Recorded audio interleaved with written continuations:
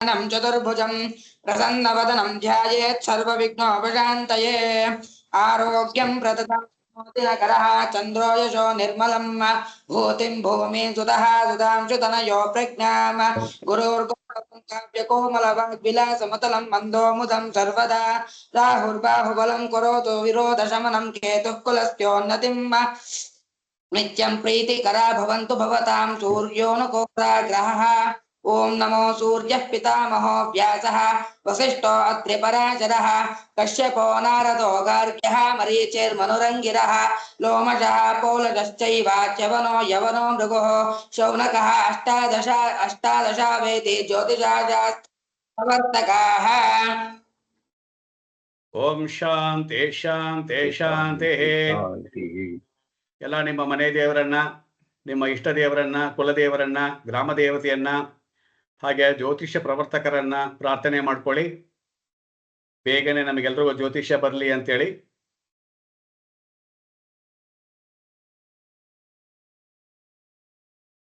Okay, ನಿನ್ನೆ ಏನ್ ಪಾಠ ಮಾಡಿದ್ವಿ? ನಿನ್ನೆ ಬಂದು ವೆರಿ ವೆರಿ ಇಂಪಾರ್ಟೆಂಟ್ ಟಾಪಿಕ್ ಮಾಡಿದ್ದು ಏನು, ಪ್ರಿಡಿಕ್ಷನ್ ಹೇಳಬೇಕು ಅನ್ನೋದಾಗಿದ್ರೆ ಅದ್ರೊಳಗಡೆ ಹೋಗ್ತಾ ಇದೀವಿ ಅಂತ ಹೇಳಿದ್ವಿ. ನಿಮಗೆ ರಾಶಿಕಾರಕತ್ವ ಗ್ರಹಕಾರಕತ್ವ ಎಲ್ಲ ತಿಳ್ಕೊಳ್ತೀರಾ, ಹೇಗೆ ಅದನ್ನು ನಾವು ಇಂಟರ್ಪ್ರಿಟ್ ಮಾಡಬೇಕು ಅನ್ನೋದಾಗಿದ್ರೆ ಕೆಲವು ರೂಲ್ಸ್ಗಳು ಕಂಡೀಷನ್ಗಳಿದಾವೆ ಅಂತ ಹೇಳಿದ್ವಿ. ನಿನ್ನೆ ಏನ್ ರೂಲ್ಸ್ ಹೇಳಿದ್ವಿ ನಾವು? ಶುಭ ಒಂದು ಲಗ್ನಾಧಿಪತಿ ಶುಭ ಆದ್ರೂ ಸರಿ, ಅಶುಭನಾದ್ರೂ ಸರಿ, ಅವನೇ ಲಗ್ನಾಧಿಪತಿಯಾದ್ರೂ ಶುಭವನ್ನ ಕೊಡ್ತಾನೆ ಅಂತ ಹೇಳಿದ್ವಿ. ಮತ್ತೆ ಲಗ್ನಾಧಿಪತಿ ಕೇಂದ್ರದಲ್ಲಾಗಿರಲಿ ತ್ರಿಕೋಣದಲ್ಲಾಗಿದ್ರೆ ಶುಭ ಫಲವನ್ನು ಕೊಡ್ತಾನೆ ಅಂತ ಹೇಳಿದ್ವಿ. ಕೇಂದ್ರಾಧಿಪತಿ ಅದು ಲಗ್ನಾಧಿಪತಿ ಉಚ್ಚನಾಗಿ ಸ್ವಕ್ಷೇತ್ರನೋ ಮೂಲ ತ್ರಿಕೋಣನೋ ಮಿತ್ರ ಕ್ಷೇತ್ರನೋ ಆಗಿದ್ರು 90% ಫಲ ಕೊಡ್ತಾನೆ ಅಂದ್ವಿ. ಆಮೇಲೆ ಲಗ್ನಾಧಿಪತಿ 3-7ನೇ ಭಾವಸ್ಥಾನದಲ್ಲಿ ಸ್ಥಿತನಾಗಿದ್ರು ಒಂದು 50% ಫಲ ಕೊಡ್ತಾನೆ ಅಂದ್ವಿ. ಆಮೇಲೆ 6-8-12ನೇ ಭಾವದಲ್ಲಿದ್ದಾಗ ನಿಷ್ಫಲವನ್ನ ಕೊಡ್ತೇವೆ ಅಂತ ಒಂದು ಇಂಟ್ರೊಡ್ಯೂಸ್ ಮಾಡಿದೀವಿ. ಆಮೇಲೆ ಧರ್ಮ ಅರ್ಥ ಕಾಮ ಮೋಕ್ಷ ತ್ರಿಕೋಣಗಳು ಅಂತ ಹೇಳಿದ್ವಿ. ತ್ರಿಕೋಣಗಳ ಕೇಂದ್ರ ಅಂದ್ರೆ ಏನು, ಉಪಚಯ ಅಂದ್ರೇನು, ಪಣಪರ ಅಂದ್ರೇನು, ಅಪಕ್ಲಿಮಸ್ಥಾನ ಅಂದ್ರೆ ಏನು ಅಂತೇಳಿ ಕೆಲವು ವಿಚಾರಗಳೆಲ್ಲ ಇರುತ್ತೆ. ಅದನ್ನೆಲ್ಲಾನು ನೀವು ತಿಳ್ಕೊಂಡ್ರು ಪರವಾಗಿಲ್ಲ, ತಿಳ್ಕೊಳ್ದಿದ್ರು ಪರವಾಗಿಲ್ಲ. ಅರ್ಥ ಆಯ್ತಾ? ಅದು ಬಂದು ಏನಕ್ಕೆ ಅಂತಂದ್ರೆ, ನೀವು ಒಳಗಡೆ ಹೋಗಿ ಒಂದು ಫಲವನ್ನ, ಒಂದು ಪ್ರಿಡಿಕ್ಷನ್ ಅನ್ನ ತೆಗಿಬೇಕು, ಒಂದು ವಿಷಯವನ್ನ ಹೇಳಬೇಕು ಅಂದಾಗ ಈ ಟೂಲ್ಸ್ಗಳೆಲ್ಲವೂ ಕೆಲಸ ಮಾಡುತ್ತೆ. ಬೇರೆ ಇವಾಗ ನಮಗೆ ಲಗ್ನದಿಂದ 7ನೇ ಮನೆ ಇದೆ, 10ನೇ ಮನೆಯಲ್ಲಿದೆ, 12ನೇ ಮನೆಯಲ್ಲಿ ಇದೆ ಅಂತ ಹೇಳಿದ್ರೆ, ಹಾಗಾದ್ರೆ ಆ ಭಾವದಲ್ಲಿರ್ತಕ್ಕಂಥ ಫಲಗಳು, ವಿಷಯಗಳು ಸಿಗುತ್ತಾ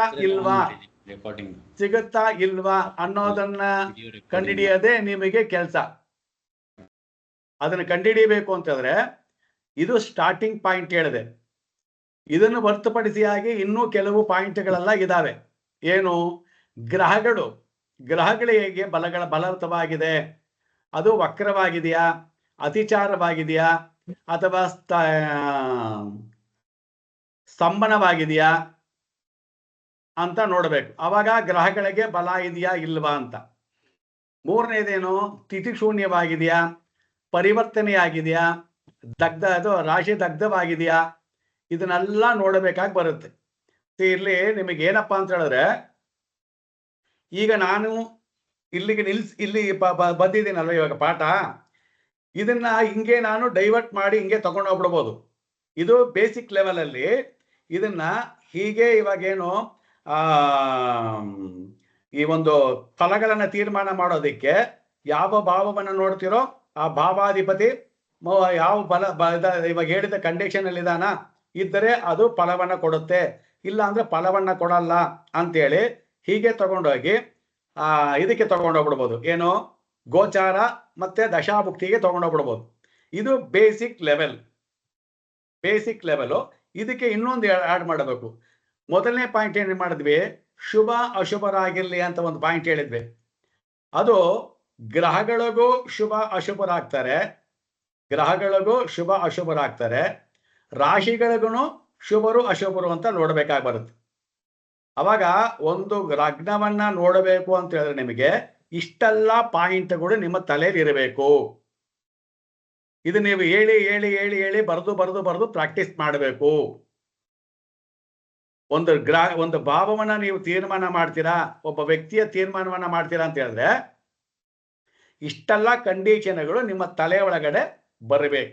ಆವಾಗ ನೀವು ನಿಜವಾಗಿ ಜ್ಯೋತಿಷ್ಯವನ್ನ ಹೇಳೋದಕ್ಕೆ ಸಾಧ್ಯವಾಗುತ್ತೆ.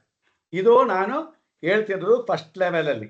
ಇನ್ನು ಸ್ವಲ್ಪ ಸೆಕೆಂಡ್ ಲೆವೆಲ್ಗೆ ಹೋದಾಗ ಏನಾಗತ್ತೆ, ನಿಮಗೆ ಗ್ರಹಗಳಿಗೆ ದಿಗ್ಬಲ ಅಂತ ನೋಡ್ತೀವಿ. ಗ್ರಹಗಳ ಬಲಾಬಲಗಳು ಷಡ್ಬಲ ಅಂತ ನೋಡ್ತೀವಿ. ಷಡ್ಬಲ ಅಂದ್ರೆ 6 ವಿಧವಾದಂತ ಬಲಗಳನ್ನ ನೋಡಿ, ಅದು ಮ್ಯಾಥಮೆಟಿಕಲಿ ಹೇಗೆ ನೋಡ್ತಾರೆ ಅದನ್ನ ಅಂದ್ರೆ ಚೇಷ್ಟಾ ಬಲ, ದಿಗ್ಬಲ, ಕಾಲಬಲ, ಉಚ್ಚ ಬಲ, ಅಯನ ಬಲ ಅಂತೇಳಿ 6 ವಿಧವಾದಂತ ಬಲಗಳನ್ನ ನೋಡ್ತಾರೆ. ಅದು ಸೆಕೆಂಡ್ ಲೆವೆಲ್. ಇವಾಗ ಬೇಡ, ನಿಮಗೆ ಇರ್ಲಿ ಅಂತ ಹೇಳಿದೀನಿ. ಇಲ್ಲೇ ನೀವು ಪ್ರಿಡಿಕ್ಷನ್ ಅನ್ನ ನೀವು ಒಂದು 70, 65, 70% ಅನ್ನ ತರಬಹುದು. ದಿಗ್ಬಲವನ್ನ ನೋಡದಿರಾನೆ ಈ ಒಂದು ಹೇಳಿರ್ತಕ್ಕಂಥ ವಿಚಾರಗಳಿಟ್ಕೊಂಡೆ ನೀವು ಒಂದು 70-80% ರಿಸಲ್ಟ್ ಅನ್ನ ತರಬಹುದು. ಇನ್ನು ಮುಂದೆ ನಿಮ್ಮ ದೈವಶಕ್ತಿ ಇತ್ತು ಅಂದ್ರೆ ಅದೇ ಫಲ 100% ಆಗೋಗ್ಬಿಡುತ್ತೆ. ಬಟ್ ದೈವ ಅನುಗ್ರಹ ಇರಲೇಬೇಕು. ದೈವ ಅನುಗ್ರಹ ಅಂದ್ರೇನು, ಸಾಧನೆ ಮಾಡಿ ಪರಮಾತ್ಮನ ಹತ್ರ ನೀವು ಕೇಳಿಕೊಂಡಾಗ ಅವನ ಅನುಗ್ರಹ ಇದ್ರೆ ನಿಮಗೆ ವಾಕ್ಸಿದ್ಧಿ ಆದ್ರೆ ಈಗ ನಾನು ಏನೇನು ಪಾಯಿಂಟ್ಗಳನ್ನ ಹೇಳ್ಕೊಡ್ತಾ ಬರ್ತಾ ಇದ್ದೀನಿ ಅದೆಲ್ಲ ನಿಮಗೆ ಜ್ಞಾಪಕಕ್ಕೆ ಬರುತ್ತೆ. ಇಲ್ಲ ಅಂದ್ರೆ ಕರ್ಣನಿಗೆ ಏನಾಯ್ತು, ಯುದ್ಧ ಕಾಲದಲ್ಲಿ ಮಂತ್ರಗಳು ಮರ್ತೋಯ್ತು. ದೊಡ್ಡ ಧನುರ್ವಿದ್ಯಾಧಿಪತಿ ವಿದ್ಯಾಗಾರ, ಅರ್ಜುನನಿಗೆ ಈಕ್ವಲ್ ಆಗಿರೋನು. ಆದ್ರೆ ಏನ್ ಮಾಡ್ತೀಯ, ಹಣೆ ಬರ ಅವನಿಗೆ ಆ ತರ ಕೈ ಕೊಟ್ಬಿಡ್ತು. ಸೊ ಇಲ್ಲೂ ಸಹ ನಮಗೇನಾಗತ್ತಂದ್ರೆ ಎಷ್ಟೇ ನೀವು ಓದಿರಬಹುದು, ಎಷ್ಟೇ ಕೇಳಿರಬಹುದು, ಆದರೆ ಪುಸ್ತಕ ಅದು ಆ ಒಂದು ಕುಂಡ್ಲಿ ಕೈಗೆ ಬಂದ ತಕ್ಷಣ ಕೆಲವು ವಿಷಯಗಳು ನಿಮಗೆ ಬರಬೇಕು ಅಂತ ಹೇಳಿದ್ರೆ ದೈವ ಅನುಗ್ರಹ ಇರಬೇಕು.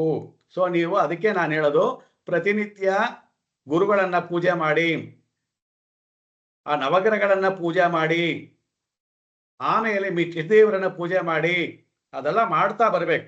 ಆವಾಗಲೇ ನಿಮಗೆ ಅದರ ಒಂದು ಆಶೀರ್ವಾದ ಸಿಕ್ಕಿದಾಗ ನಿಮಗೆ ಕಂಪ್ಲೀಟ್ ಆಗಿ ಗೆಲ್ಲೋದಕ್ಕೆ ಸಾಧ್ಯವಾಗೋದು. ಎಂಥ ದೊಡ್ಡ ಜ್ಯೋತಿಷ್ಯ ಆದ್ರೂ ಅಷ್ಟೇನೆ, ಯಾವುದೇ ಜ್ಯೋತಿಷ್ಯ ಆದ್ರೂ ಎಲ್ಲವನ್ನ ಅವನ ಕೈಗೆ ಹೇಳಕ್ಕಾಗತ್ತಾ ಅಂತ ಹೇಳಿದ್ರೆ ಹೇಳೋದಕ್ಕೆ ಗ್ರಹಗಳು ಬಿಡಲ್ಲ, ಕರ್ಮಗಳು ಬಿಡಲ್ಲ. ಓಕೆ, ನೆನ್ನೆ ನಾನು ಏನೇನು ಚಾಪ್ಟರ್ ಇಂಟ್ರೊಡ್ಯೂಸ್ ಮಾಡಿದೆ, ಧರ್ಮ ಅರ್ಥ ಕಾಮ ಮೋಕ್ಷ ಅಂತ ಒಂದು ಇಂಟ್ರೊಡ್ಯೂಸ್ ಮಾಡಿದೆ. ಅವಾಗ ಮಂಜುನಾಥ್ ಕೇಳಿದ್ರು, ಇದು ಕನ್ಯಾ ಲಗ್ನ ಬರ್ತಾ ಇದೆ, ಅವಾಗ ಧರ್ಮ ಎಲ್ಲಿಂದ ಬಂತು ಇವಾಗ ಅಂತ. ಅವಾಗ ನಾನೇನು ಹೇಳಿದೆ, ಲಗ್ನ ಇದು ನ್ಯಾಚುರಲ್ ಆಗಿರ್ತಕ್ಕಂಥ ಇದು ಬಂದು ಚೇಂಜ್ ಆಗಲ್ಲ. ಹೇಗೆ ಮೇಷದಿಂದ ಮೀನದವರೆಗೂ ಅಂತ ಲೆಕ್ಕ ಚೇಂಜ್ ಆಗಲ್ವೋ ಹಾಗೆ ಆ ಧರ್ಮಾರ್ಥ ಕಾಮ ಮೋಕ್ಷ ಚರಸ್ಥಿರ ಪುರುಷಸ್ತ್ರೀ ತತ್ವಗಳು ಪುರುಷಾರ್ಥಗಳು ಯಾವುದೂ ಚೇಂಜ್ ಆಗಲ್ಲ, ಅದು ಹಾಗೇ ಇರುತ್ತೆ. ಅದು ಕಾಲಪುರುಷನ ತತ್ವ ಹಾಗೇ ಇರುತ್ತೆ.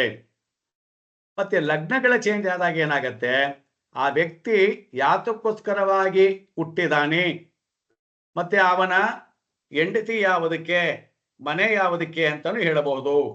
ಅಥವಾ ನಮಗೆ ಫಸ್ಟು ಧರ್ಮ ಅಂದ್ರೇನು, ಅರ್ಥ ಅಂದ್ರೇನು, ಕಾಮ ಅಂದ್ರೇನು, ಮೋಕ್ಷ ಅಂದ್ರೇನು ಅಂತ ತಿಳ್ಕೊಳ್ಬೇಕು.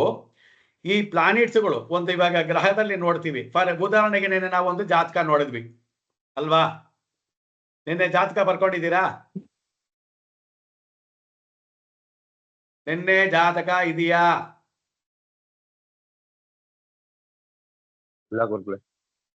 ನಿನ್ನೆ ಜಾತಕ ಬರ್ಕೊಳ್ಳಿಲ್ವ ಯಾರನು? ಓಕೆ, ಬಿಟ್ಬಿಡಿ ಹಂಗಾರೆ, ಇನ್ನೇನು ಮಾಡಕ್ ಆಗಲ್ಲ ನಾವು. ಓಕೆ, ಯಾವಾಗ ನೀವೆಲ್ಲ ಬರ್ಕೊಂಡು ಪ್ರಾಕ್ಟೀಸ್ ಮಾಡೋದಕ್ಕೆ ಶುರು ಮಾಡ್ತೀರೋ ಅವಾಗ ಮಾಡಿ. ಈಗ ನಾನು ಧರ್ಮ ಅಂದ್ರೆ ಏನಂತ ಹೇಳ್ಬಿಡ್ತೀನಿ, ಬರ್ಕೊಂಬಿಡಿ. ನಿನ್ನೆ ಹೇಳಿದೀನಿ ಬರ್ಕೊಂಡಿಲ್ಲ ನಾವು ಅಂತ ಹೇಳಿದ್ರೆ ಇನ್ನೇನ್ ಮಾಡೋಣ ನಾವು? ಬೋರ್ಡ್ ಮೇಲೆ ಬರ್ದಿದ್ದ ಬುಕ್ಕಲ್ಲಿ ಬರ್ಕೊಂಡಿಲ್ಲ ಅಂದ್ರೆ ಇನ್ನೇನ್ ಮಾಡ್ತಿದ್ರೆ ನೀವೆಲ್ಲ? ಕೃಷ್ಣವೇಣಿ ಬರ್ಕೊಂಡಿಲ್ವಾ? ಇಲ್ಲ ಸರ್, ನಾನು ನಿನ್ನೆ ಅಟೆಂಡ್ ಆಗಿರ್ಲಿಲ್ಲ ಕ್ಲಾಸಿಗೆ. ನಿನ್ನೆ ನೀ ಅಟೆಂಡ್ ಆಗಿರ್ಲಿಲ್ವಾ? ಇಲ್ಲ.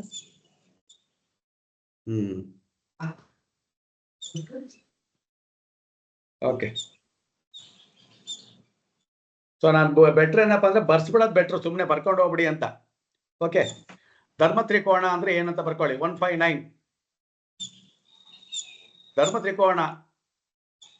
ಧರ್ಮ ತ್ರಿಕೋಣದಲ್ಲಿ ಹುಟ್ಟಿರ್ತಕ್ಕಂಥ ವ್ಯಕ್ತಿ ಯಾವ ತರ ಇರ್ತಾನೆ ಅಂತ ಬರ್ಕೊಳ್ಳಿ. ಆರೋಗ್ಯ, ಉನ್ನತವಾದ ವಿದ್ಯೆ, ಸದ್ಗುಣ, ದೈವಭಕ್ತಿ, ಜಾತಿ ಮತ ಧರ್ಮ, ಉಪಾಸನೆ,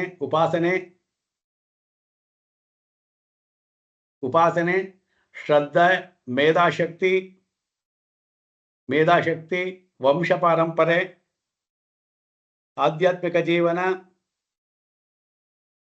ಮತ್ತು ವೈಯಕ್ತಿಕ ವಿಚಾರಗಳು, ತಂದೆ ತಾತ ಮೊಮ್ಮಕ್ಕಳ ವಿಚಾರಗಳು, ಅದೃಷ್ಟ, ವಿದೇಶ ಪ್ರಯಾಣ ಎಲ್ಲವೂ ಸಿಗುತ್ತೆ. ಧರ್ಮ ಅಂದ್ರೇನು? ಧರ್ಮ ತ್ರಿಕೋಣ ಅಂತಕ್ಕಂಥದ್ದು ಏನೋ ಅಂದ್ರೆ ನ್ಯಾಯವಾದಂಥದ್ದು ಅಂತ ಫಸ್ಟ್ ನ್ಯಾಯವಾದದ್ದು ಅಂತ ಹೇಳಿದ್ರೆ ಅಲ್ಲಿರ್ತಕ್ಕಂಥದ್ದೇನೋ ಅವನ ಆರೋಗ್ಯದ ಬಗ್ಗೆ ಗಮನ ಕೊಡ್ತಾನೆ, ಹೇಳಿಕೆಯನ್ನ ಪಡಿತಾನೆ, ತಂದೆ ತಾಯಿಗಳ ಮೇಲೆ ಗೌರವ ನೀಡ್ತಾನೆ, ಸಮಾಜದ ಕಡೆ ಗೌರವ ನೀಡ್ತಾನೆ. ಏನು ತಂದೆ ತಾತ ಆದ್ಮೇಲೆ ತಂದೆ ತಾತ ಮೊಮ್ಮಕ್ಕಳ ವಿಚಾರಗಳು ತಂದೆ ತಾತ ಮೊಮ್ಮಕ್ಕಳ ವಿಚಾರಗಳು ಅಂತ. ಅದೃಷ್ಟ, ವಿದೇಶ ಪ್ರಯಾಣ. ಒಂದೇ ಕಾನ್ಸೆಪ್ಟ್ ಏನಪ್ಪಾ ಅಂದ್ರೆ ಯಾವ ವ್ಯಕ್ತಿ ಧರ್ಮವನ್ನ ಆಚರಣೆಯನ್ನ ಮಾಡ್ತಾನೋ ಧರ್ಮೋ ರಕ್ಷತಿ ರಕ್ಷತಃ ಅನ್ನೋ ಹಾಗೆ ಧರ್ಮದಿಂದ ಇರ್ತಕ್ಕಂಥವರಿಗೆ ಸುಖ ಭೋಗಗಳು ಎಲ್ಲವೂ ಸಿಗತ್ತೆ. ಸುಖ ಭೋಗಗಳು ಅಂತಕ್ಕಂಥದ್ದು ಏನಪ್ಪಾ ಅಂದ್ರೆ ದುಡ್ಡು ಹಣ ಕಾಸು ಅಲ್ಲ. ನೋಡಿ ಇವಾಗ ಅವ್ರು ಏನ್ ಹೇಳಿದ್ದಾರೆ, ಆರೋಗ್ಯ ಇದು ದುಡ್ಡಲ್ಲ, ಇದು ಆರೋಗ್ಯ. ಇದು ದುಡ್ಡು ಅಂದ್ರೆ ಈ ದುಡ್ಡುಗೂ ಇದಕ್ಕೂ ಸಂಬಂಧ ಇಲ್ಲ. ಆರೋಗ್ಯ ದೊಡ್ಡದ, ದುಡ್ಡು ದೊಡ್ಡದ? ಆರೋಗ್ಯ ದೊಡ್ಡದು ಗುರುಗಳೇ.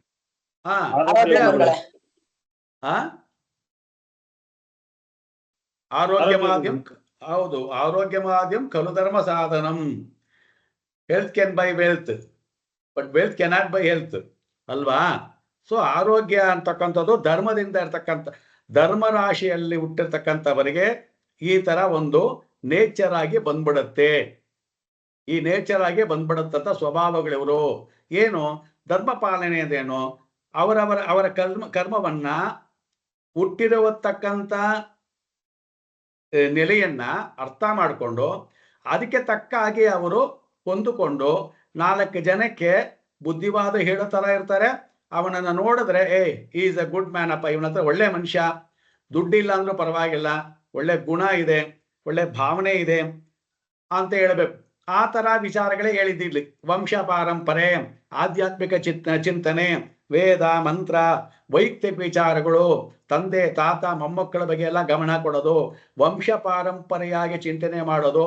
ನಮ್ಮ ವಂಶ, ನಮ್ಮ ಜಾತಿ, ನಮ್ಮ ಮತ, ನಮ್ಮ ದೇವರು, ನಾವು ಹಾಗೆ ಧರ್ಮದ ಆಧಾರವಾಗಿ ಮಾತಾಡುವಂತ ವ್ಯಕ್ತಿಗಳು.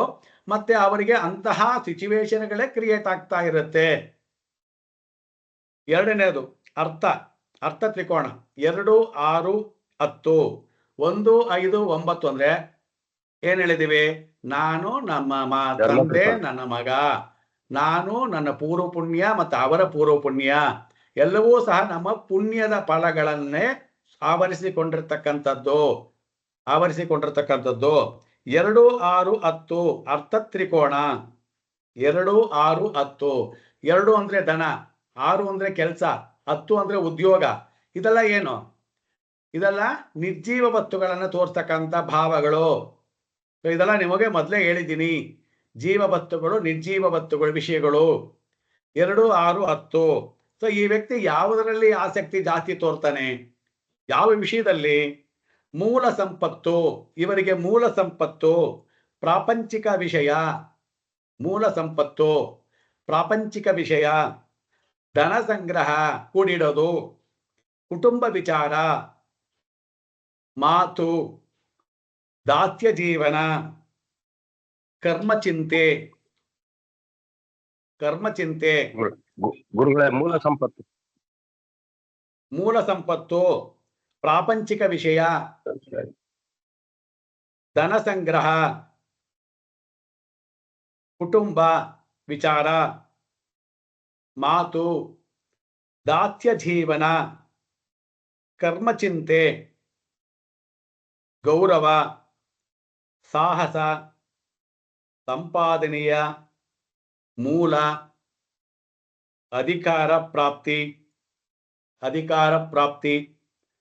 ಪ್ರಭುತ್ವ, ಸೇವೆ, ಹಕ್ಕುಗಳ ಹಣಕಾಸು. ಏನ್ ಅರ್ಥ ಮಾಡ್ಕೊಂಡ್ರಿ ಇವಾಗ ಇಲ್ಲಿ 2, 6, 10 ಅಂತ ಹೇಳಿದೆ. ಇಲ್ಲಿ ಕಾರಕತ್ವಗಳನ್ನ ಬರೆಸ್ತಾ ಇದ್ದೀನಿ. ಇದೇನಾದ್ರು ನಿಮಗೆ ಏನಾದ್ರು ತಲೆ ಹೋಗ್ತಾ ಇದೆಯಾ? ಏನಾದ್ರೂ ಸ್ವಲ್ಪ ಫ್ಲಾಶ್ ಆಗ್ತಿದ್ಯಾ? ನಿರ್ಜೀವ ಇದನ್ನ- ವಸ್ತುಗಳನ್ನ ಆ ನಿರ್ಜೀವ ವಸ್ತುಗಳು. ನಿರ್ಜೀವ ವಸ್ತುಗಳೇ ನೋಡಿ, ಬೇರೆ ಏನು ಹೇಳ್ತಾ ಇಲ್ಲ ಇಲ್ಲಿ ನಾನು. ನಿಮಗೆ ಮೊನ್ನೆ ಕಾರಕತ್ವಗಳನ್ನು ಏನು ಬರೆಸಿದೀನೋ, 12 ಭಾವಗಳ ಕಾರಕತ್ವವನ್ನ ಬರೆಸಿದೀನಲ್ವಾ, ಅದಂತಾನೆ ರಿಪೀಟ್ ಮಾಡ್ತಾ ಇದ್ದೀನಿ ನಾನಿಲ್ಲಿ. ಹೌದು. ತಲೆಗೆ ಹೋಗ್ತಾ ಇಲ್ಲ ನಿಮಗೆ? 2ನೇ ಮನೆ ಅಂದ್ರೆ ಮಾತು ಅಲ್ವಾ? ಹೌದು. 2ನೇ ಮನೆ ಅಂದ್ರೆ ಕುಟುಂಬ ಅಲ್ವಾ? 2ನೇ ಹೌದು ಮನೆ ಗುರುಗಳೇ. ಅಂತ ಹೇಳಿದ್ರೆ ಧನ ಅಲ್ವಾ? ಹೌದು ಗುರುಗಳೇ. 2ನೇ ಮನೆ ಅಂದ್ರೆ ವಿಷಯ ಸಂಗ್ರಹ ಅಲ್ವಾ? 6ನೇ ಹೌದು ಮನೆ ಗುರುಗಳೇ. ಅಂತಕ್ಕಂಥದ್ದು 6ನೇ ಮನೆ ಅಂತಕ್ಕಂಥದ್ದು ದಾಸ್ಯ ಜೀವನ ಅಲ್ವಾ? ಹೌದು. ಕರ್ಮ ಚಿಂತನೆ ಅಲ್ವಾ? 10ನೇ ಮನೆ ಹೌದು ಅಂತಕ್ಕಂಥದ್ದು ಗೌರವ, ಸಾಹಸ, ಸಂಪಾದನೆಯ ಮೂಲ, ಅಧಿಕಾರ ಪ್ರಾಪ್ತಿ, ಪ್ರಭುತ್ವ, ಸೇವೆ, ಹಕ್ಕುಗಳು. ನೋಡಿ, ಹಿಂಗೆ ಜೋಡಿಸಿರೋದದು. ನಾನು ನಿಮ್ಗೆ ನೀವ್ ಅರ್ಥ ಮಾಡ್ಕೊಬೇಕು, ನೀವ್ ಕ್ಯಾಚ್ ಮಾಡ್ಬೇಕು. ಚಿಂತನೆಯನ್ನ ಮಾಡ್ಬೇಕು ನೀವು. ಚಿಂತನೆಯನ್ನ ಮಾಡ್ದಲೇ ಇದ್ರೆ ನಾನು ಎಷ್ಟೇ ಫೀಡ್ ಮಾಡಿದ್ರು ತಲೆಗೆ ಹೋಗಲ್ಲ. ನಾನು ಈ ತರ ಹೇಳ್ತಾ ಇರಬೇಕಾದ್ರೆ ನಿಮಗೆ ಸಮಥಿಂಗ್ ಏನಾದ್ರೂ ಯೋಚನೆ ಬರ್ಬೇಕದ್ರಲ್ಲಿ. ನೀವು ಯಾರಾದ್ರೂ ಒಬ್ರು ಹೇಳ್ಬಿಡ್ಬೇಕಾಗಿತ್ತು ಇಷ್ಟೊತ್ತಿಗೆ, ಗುರುಗಳೇ ಇದು 2ನೇ ಮನೆ ಭಾವದ ಕಾರಕತ್ವಗಳು, 6ನೇ ಮನೆ ಭಾವ ಕಾರಕತ್ವಗಳು, 10ನೇ ಮನೆ ಭಾವ ಕಾರಕತ್ವಗಳನ್ನೇ ಹೇಳ್ತಿದ್ದೀರಾ ನೀವು ಅಂತ. ಬೇರೆ ಇನ್ನೇನು ಹೇಳ್ತಾ ಇಲ್ಲ ನಾನಿಲ್ಲಿ. ಅದಕ್ಕೊಂದು ಹೆಸರು ಕೊಟ್ಟಿದ್ದೀನಿ. ಏನು? ಪುರುಷಾರ್ಥದಿಂದ ತೆಗೆದು ಹೌದು ಗುರುಗಳೇ. ಧರ್ಮಾರ್ಥ ಕಾಮ ಮೋಕ್ಷ ಪುರುಷಾರ್ಥ ಬಲ ಸಿದ್ಧತ್ವ ಅಂತ ಹೇಳುವಂತ ಮಂತ್ರಗಳನ್ನ ತೆಗೆದು ಅದರ ಅರ್ಥವನ್ನ ನಾನು ರಾಶಿ ಕುಂಡ್ಲಿನಲ್ಲಿ ಡಿವೈಡ್ ಮಾಡಿ ಹೇಳ್ತಿದ್ದೀನಿ ಅಷ್ಟೇ. ನಾನು ಇನ್ನೇನು ಬೇರೆ ಏನು ಮಾಡಲಿಲ್ಲ ಇಲ್ಲಿ. ನಿಮಗೆ ಆಲ್ರೆಡಿ ಕಾರಕತ್ವಗಳನ್ನ ಕೊಟ್ಟಾಯ್ತು, ಅದೇ ಮೂಲ. ಅದನ್ನೇ ಇಲ್ಲಿ ತಿರುಗಿಸಿ ಹೇಳ್ತಿರೋದು ನಾವು. ಬ್ರಾಹ್ಮಣ ಅಂದ್ರೆ ಏನು, ಕ್ಷತ್ರಿಯ ಅಂದ್ರೆ ಏನು, ವೈಶ್ಯ ಸೂತ್ರ ಅಂದ್ರೆ ಏನು, ಎಲ್ಲಿ ಸುತ್ತಿ ಮತ್ತೆ ಅಲ್ಲಿಗೆ ಬರ್ತೀವಿ. So be careful. ಭಾವಕಾರಕತ್ವಗಳನ್ನ, ರಾಶಿಕಾರಕತ್ವಗಳನ್ನ, ಗ್ರಹಕಾರಕತ್ವಗಳನ್ನ ಗಟ್ ಮಾಡಿ ಬರ್ಲಿಲ್ಲ ಬಿಡಬೇಡಿ. ನಾನೇನ್ ಹೇಳಿದೆ ನಿನ್ನೆ, ಅಷ್ಟೋತ್ತರ ಪೂಜೆ ಮಾಡುವಾಗ ಲಲಿತಾ ಸಹಸ್ರನಾಮ, ವಿಷ್ಣು ಸಹಸ್ರನಾಮ ಹೆಂಗ್ ಓದ್ತಿರೋ ಆ ತರ ಅದೆಲ್ಲ ಪಕ್ಕಕ್ಕೆ ಇಟ್ಬಿಡಿ ಒಂದ್ ಸ್ವಲ್ಪ ದಿವಸ. ಇದನ್ನೇ ಲಲಿತಾ ಸಹಸ್ರನಾಮ, ಇದೇ ವಿಷ್ಣು ಸಹಸ್ರನಾಮ ಅಂತ ಓದಿ ಓದಿ ಓದಿ ಓದಿ ಓದಿ ಓದಿ ತಲೆ ಒಳಗೆ ತಗೊಂಬನ್ನಿ. ಬಟ್ ಆದ್ರೆ ಫಸ್ಟ್ ಕಂಠಪಾಠ ಮಾಡ್ಕೊಳ್ಳಿ, ಅದ್ರ ಜೊತೆಗೆ ಅರ್ಥ ಮಾಡ್ಕೊಳ್ಳಿ. ಅರ್ಥ ಮಾಡ್ಕೊಂಡಾಗ ನೋಡಿ, ಇವಾಗ ನನಗೆ ಯಾವ ಭಾವ ಹೇಳ್ತಾ ಇದ್ದೀನಿ ಅಂತ ಅರ್ಥವಾಯ್ತು ನನಗೆ. ಓಕೆ. ಸೊ ಇವಾಗ 3ನೇ ಭಾವ ಯಾವ್ದು? ಕಾಮ ತ್ರಿಕೋಣ. ಕಾಮ ಆಸೆ, ಕಾಮ ಆಸೆ 3, 7, 11. 3 ಅಂದ್ರೆ ನೆರೆಹೊರೆಯರು, ಅಣ್ಣ ತಮ್ಮಂದಿರು, ಸಾಹಸ, ಪರಮಾತ್ಮ. 7 ಅಂತಕ್ಕಂಥದ್ದು ಪಾರ್ಟ್ನರು ಎಲ್ಲ ಹೇಳಿದೀವಲ್ವಾ. 11 ಅಂತಕ್ಕಂಥದ್ದು ಲಾಭ ಅಂತ ಹೇಳಿದೀವಲ್ವಾ. ಹೌದು. ಅದೇ ಕಾರಕತ್ವನೇ ಅಲ್ಲಿರುತ್ತೆ. ಅಲ್ಲೇನು? ಇಚ್ಛೆ, ಸಿದ್ಧಿ ಪಡೆಯುವಿಕೆ. 11ನೇ ಭಾವ ಅಂದ್ರೆ ಸಿದ್ಧಿ ಪಡೆಯುವಿಕೆ, ಇಂದ್ರಿಯ ಸುಖ. 7ನೇ ಭಾವ ಅಂದ್ರೆ ಇಂದ್ರಿಯ ಸುಖ ಅಲ್ವಾ? ಹೌದು. ದುಃಖಗಳು, ವ್ಯಾಪಾರ, ಪ್ರಯಾಣ, ವಿವಾಹ, ಪತ್ನಿಯ ಜೀವನ ಅಂದ್ರೆ ಪತಿ ಪತ್ನಿಯ ಜೀವನ ಅಂತ ಹಾಕೊಳ್ಳಿ. ಸಾಮಾಜಿಕ ಜೀವನ, ಆಸೆ ಬಯಕೆಗಳು,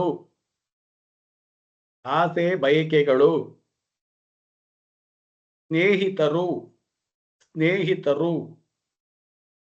ಒಡ ಹುಟ್ಟಿದವರು. 3ನೇ ಭಾವ ಅಂದ್ರೆ ಒಡ ಹುಟ್ಟಿದವರು ತಾನೆ. ಹೌದು. ಅಷ್ಟೇ ಅವನು ಹೇಳಿರೋದು. ಕಾಮ ತ್ರಿಕೋಣ ಅಂದ್ರೆ ಪ್ರತಿಸ್ಪರ್ಧಿ, ಪತ್ನಿಯ ವಂಶ ವಿಚಾರ. ಮೋಕ್ಷ ತ್ರಿಕೋಣ. ಮೋಕ್ಷ ತ್ರಿಕೋಣ 4, 8, 12. 4ನೇ ಮನೆ ಏನು? ತಾಯಿ, ಸುಖ, ವಾಹನ. 8ನೇ ಮನೆ ಅಂತಕ್ಕಂಥದ್ದು ಲಾಸು, ಇಲ್ಲ ಅವಮಾನ, ಎಲ್ಲೋ ಅವಘಡ, ಅರ್ಜೆಂಟು, ತಪ್ಪು ತೀರ್ಮಾನ. ಅವನೇನು ಏನು ಹೇಳ್ದ? ಅವನೊಂದು ಮಾತು ಹೇಳ್ದ, ಏನದ ಇದು ಉತ್ತರ ಕಾಲಾಮೃತದಲ್ಲಿ ಏನು ಹೇಳ್ದ? ಸಾಲ ತಗೊಳ್ಳೋದಕ್ಕೆ ಬುದ್ಧಿ ಇಲ್ಲದೇನ, ಚಿಂತನೆ ಇಲ್ಲದೆ ಹಣವನ್ನು ಸ್ವೀಕರಿಸುವುದು ಅಂದ. ಅಂದ್ರೆ ಸಾಲ ತಗೊಳ್ಳೋದಕ್ಕೆ ಅವನು ಯಾವುದೋ ಒಂಥರ ಹೊಸ ಪದ ಹೇಳ್ದ. ಕವಿಗಲ್ವಾ ಅವ್ರು ಆ ಥರ ಪದ ಹೇಳಿದ್ರು ಅವರು. ಸಾಲ ತಗೊಳ್ಳೋದಕ್ಕೆ ಅಂತ ಬುದ್ಧಿ ಇದ್ದಲ್ಲ ಸಾಲ ತಗೊಳ್ಳೋದು, ಚಾಪೆ ಇದ್ದಟ್ಟು ಕಾಲು ಚಾಚಿದ್ರೆ ಎಷ್ಟಾಪ್ ತಗೊಂಬಿಡೋದು ಅಂತ ಹೇಳೋದಕ್ಕೆ ಆಡು ಭಾಷೆನಲ್ಲಿ. ಅದಕ್ಕೆ ಅವ್ರು ಏನು ಕೊಟ್ಟರು ಅವರು? ಅಂದ್ರೆ ಚಿಂತನೆಯ ಇಲ್ಲದೆ ಮುನ್ನೆಚ್ಚರಿಕೆ ಕ್ರಮವಿಲ್ಲದೆ ಹಣವನ್ನು ತೆಗೆದುಕೊಳ್ಳುವುದಂತ ನೀನು ಹೇಳೋದು. ಓಕೆ, ಬರ್ಕೊಳ್ಳಿ. 4, 8, 12 ಮೋಕ್ಷ ತ್ರಿಕೋಣಗಳು. ರಹಸ್ಯವಾದ ವಿಷಯಗಳು.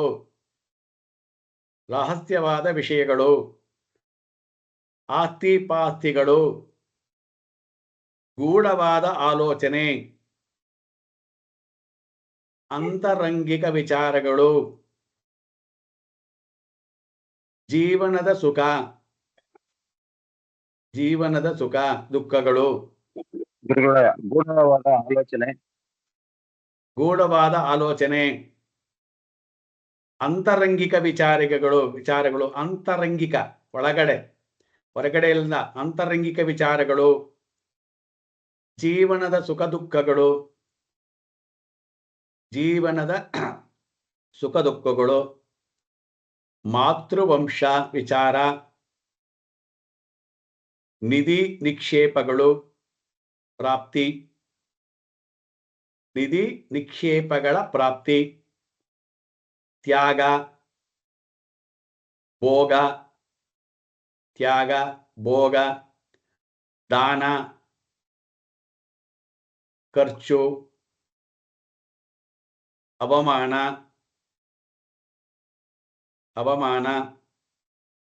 ಬಹಿಷ್ಕಾರ, ಜೀವನದ ಅಂತ್ಯಸ್ಥಿತಿ, ಪರಲೋಕ, ವಿದೇಶವಾಸ ಮತ್ತು ಮೋಕ್ಷ. ಇವುಗಳಲ್ಲದೆ ಇನ್ನೂ ಅನೇಕ ವಿಚಾರಗಳನ್ನು ಸಹ ಚಿಂತಿಸಬಹುದಾಗಿದೆ. That is left you. ನೋಡಿ, ನಾನು ಬುಕ್ಕಲ್ಲಿರೋದನ್ನ ಯಾಕೆ ನಾನು ನಿಮಗೆ ಹೇಳ್ಕೊಂಡು ಹೋಗಲ್ಲ, ಹಂಗೆ ಬರ್ಸ್ಬಿಟ್ಟು ಹೋಗ್ರಿ ಅಂತ ಯಾಕೆ ಕಳಿಸಲ್ಲ ಅಂತ ಹೇಳ್ತೀನಿ ಅಂದ್ರೆ, ನಾನು ಅದು ಕುರುಡು ಪಾಠ ಆಗೋಗ್ಬಿಡುತ್ತೆ ನಿಮಗೆ.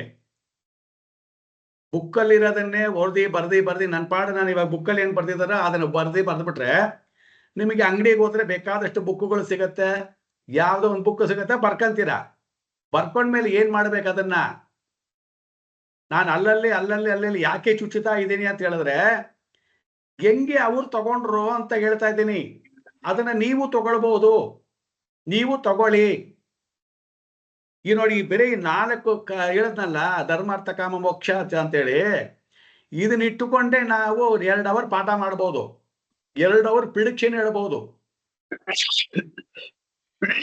2 ಅವರು ಪ್ರಿಡಿಕ್ಷನ್ ಹೇಳ್ಬಹುದು. ನಾನೇನ್ ಹೇಳ್ತಿದ್ದೀನಿ ಅಂದ್ರೆ, ನೀವು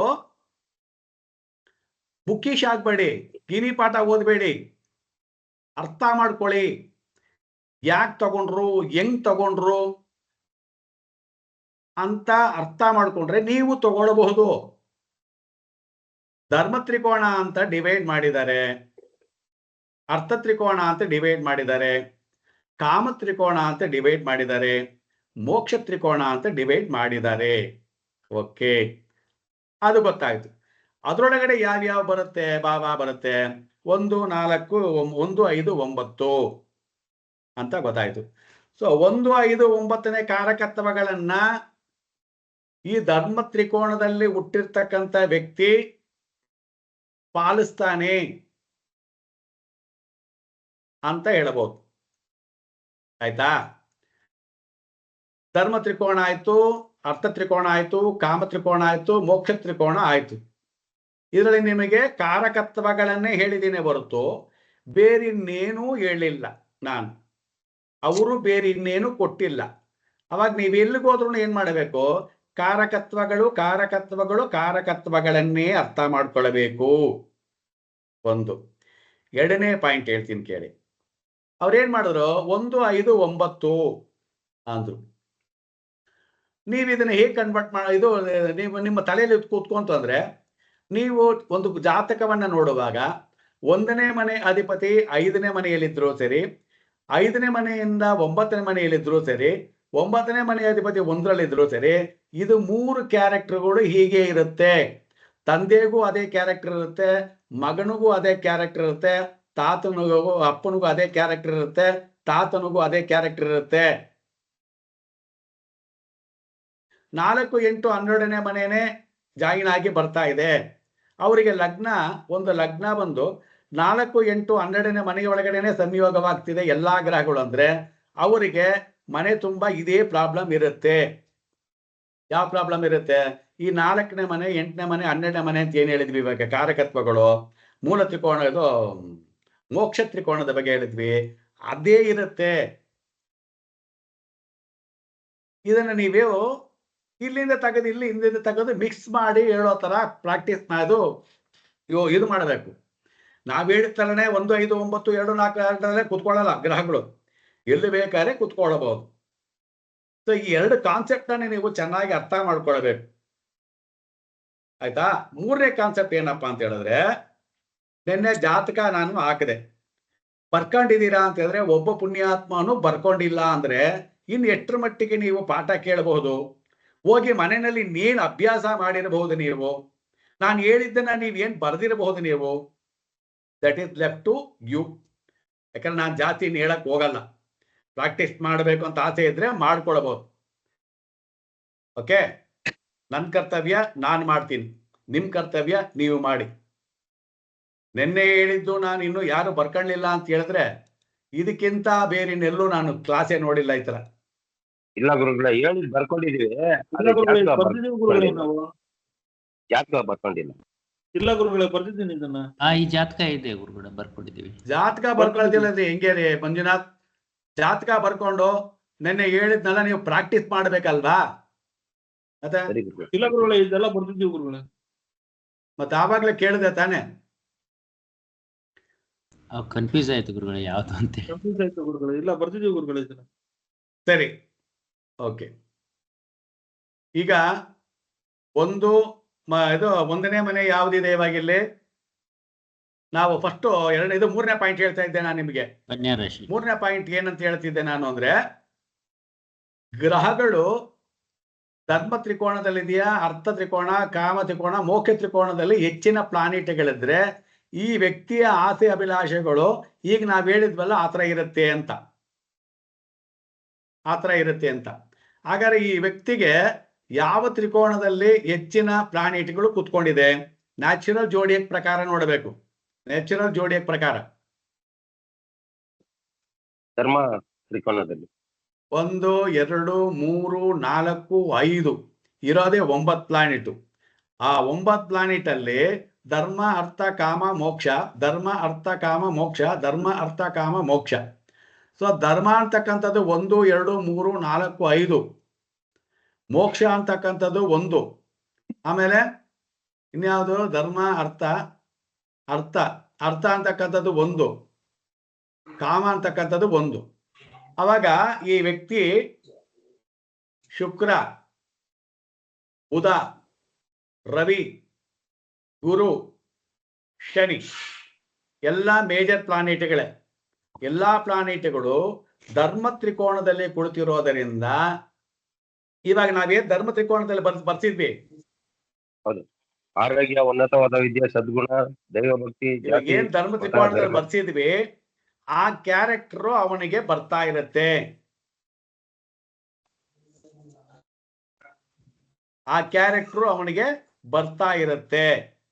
ಆಯ್ತಾ? ಜಾಸ್ತಿ ಬೆಳೆಸ್ಬಿಡ್ಬೋದು. ನಾನು ನಿಮಗೆ ಕ್ಯಾಚ್ ಮಾಡೋಕ್ಕಾಗಲ್ಲ ಅಂತ ನಾನು ಅಲ್ಲಲ್ಲೇ ತುಂಡಾಕಿ ನನಗೆ ದೊಡ್ಡ ಪ್ರಾಬ್ಲಮ್ ಆಗ್ಬಿಟ್ಟಿದೆ. ಹಿಂಗೆ ಹೋಗ್ತಾರೆ, ನನ್ನ ಪಾಡ್ ನಾನು ಹೇಳ್ಕೊಂಡು ಹೋಗ್ಬಿಡ್ತೀನಿ. ಬಟ್ ನೀವು ಅದನ್ನ ಫಾಲೋ ಮಾಡೋಕ್ಕಾಗಲ್ಲ ಅಂತ ನಾನು ಅಲ್ಲಲ್ಲೇ ಬ್ರೇಕ್ ಆಗ್ತಾ ಇರ್ತೀನಿ.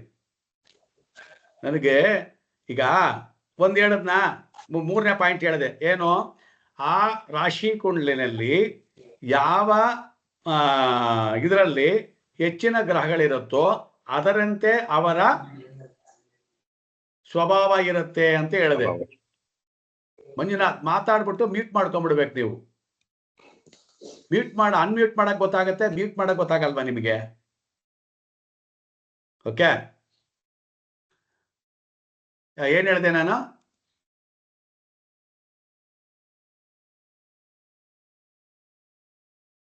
ಯಾವತ್ತು